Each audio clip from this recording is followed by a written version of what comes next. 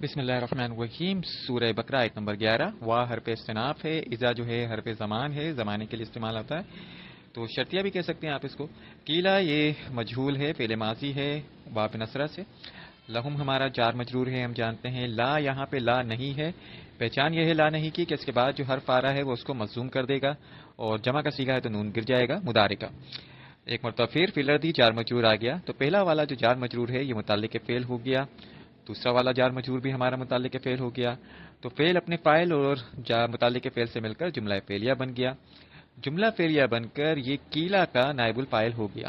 اچھا، قیلا میں آپ نائب الفاعل یہاں پر ہوا ضمیر کو بھی بنا سکتے ہیں، لیکن یہاں پر ہم نے اس کو نائب الفاعل بنایا ہے۔ اب یہ نائب الفاعل بن کر تو فعل اپنے متعلق فعل اور نائب الفاعل سے مل کر جملہ فعلیہ شرطیہ ہو گیا۔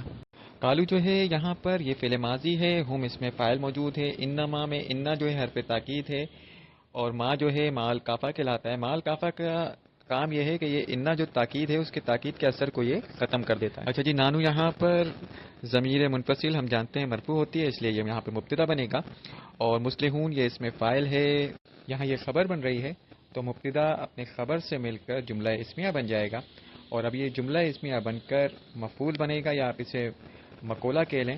مقولہ ہے یہ قالو کے لیے، تو اس طرح مل کر یہ جملہ فعلیہ جواب شرط بن جائے گا۔